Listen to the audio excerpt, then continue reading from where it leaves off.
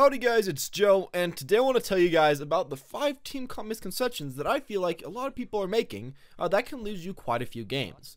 Now, this mainly just comes from what I read, first off, comment sections, second off, in Reddit, and third off, from my own games in the pre-lobby where we're picking our teams and where people are talking and kind of giving their own opinions out there.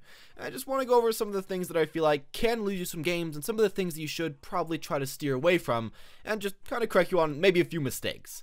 Now, before we get started, I want to mention, of course, everybody makes these mistakes, everyone says these things, but of course, me included, we can all improve on that. With that said though, let's just get started. The first thing that I feel like a lot of people kind of get a bit of a mistake on maybe, is thinking that they need a 2-2-2 team comp every single time, and it is the best in every single situation. And while I will say that the 2-2-2 team comp, that being 2 offense or defense, 2 DPS, 2 tanks, and 2 supports, that's the team comp that everyone always goes for. I'm going to say that, yeah, it does work pretty well. It does supply a lot of damage, some nice healing, and of course, some nice tanking. But at the same time, you can try out different amounts of characters. I've had a lot of good situations where we maybe have only one good DPS player. I know, that might be something that you feel like it's never happened. It's happened to me quite a few times. And we go 1 DPS, triple tank, and 2 supports. At one time, we even went triple support with a Symmetra, and then a Lucio, and then a Ana, with the rest of our team, and it still worked out pretty well as well. Now, 2-2-2 is very consistent, and it has been used for quite a while, but if your team comps or your team players don't happen to fit it, I'd say fit into the roles that you're good at and make a team comp off of that, instead of just trying to shove everybody into the 2-2-2 like I see very often. Now, another thing that I hear so often is people complaining about triple DPS, and mainly saying that it will never work. Now, I will say this. Triple DPS is very hard to pull off compared to 2 tanks, 2 supports, and 2 DPS. Mainly because tanks are the initiators. They get the DPS close up, that is if you're playing close up DPS, which mainly triple DPS do try to do. And without those tanks, or with only 1 tank, you have to play really, really well. You have to know how to get in without dying, you have to know how to get picks really, really quickly, and how to just roast through the enemies without just getting killed yourself. A lot of the tanks are really good in this game, and it's really hard for some of the DPS to take them out. But with that said, it's not impossible. You can make triple DPS work, and I've heard time and time again people saying that their teammates always pick 3 or 4 DPS. While 4 is extremely difficult to deal with, 3 isn't way too bad. You can make it work, and if you go yourself, Reinhardt, or somebody like Winston, or maybe even Orisa, put down some shields and let your DPS do some nice consistent damage without having to worry way too much about dying, you're going to help them win a lot more often. Going someone like Zarya or someone like Roadhog probably isn't going to do as much. So I guess if you're in that situation and if you're any good at those characters, give it a go and it could probably help you win just a little bit more. And don't be too afraid if you do have triple DPS, you still can win, especially if you have a dive comp.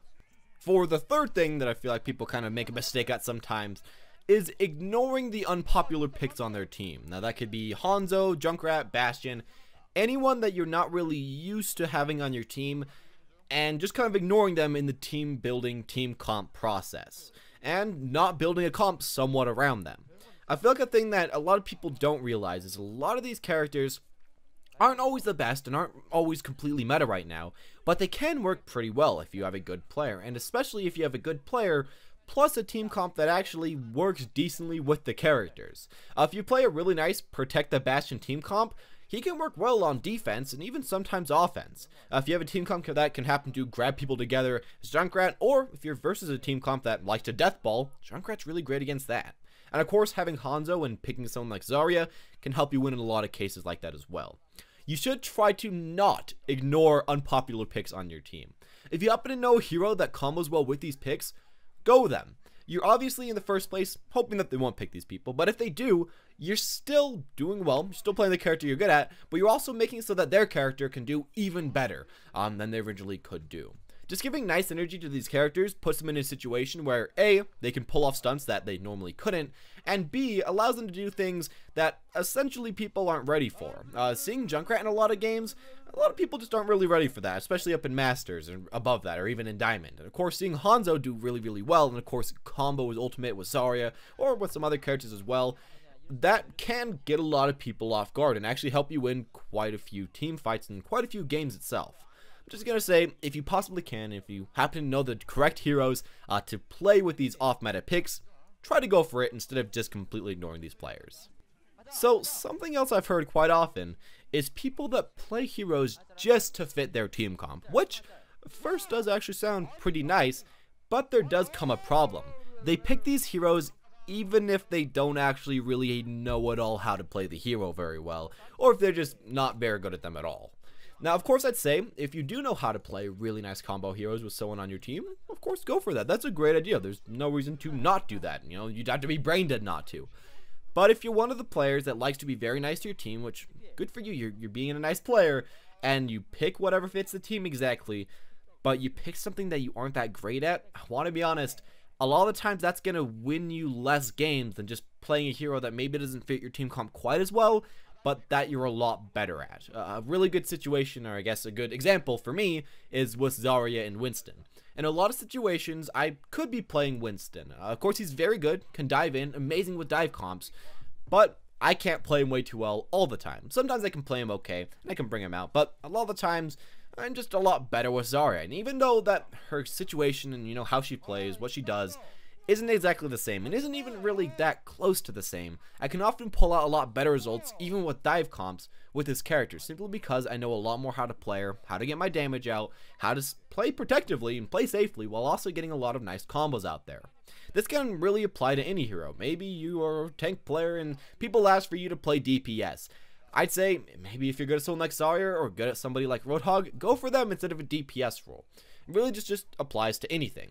Don't just pick a hero just because they 100% pick your team comp if you just don't know how to play them. You're really going to be a big liability to your team, and you're not going to do that much for your team in the first place. If you can possibly, ask for someone else to fill that role and say, you know, I can play these certain roles, can anyone please swap me out?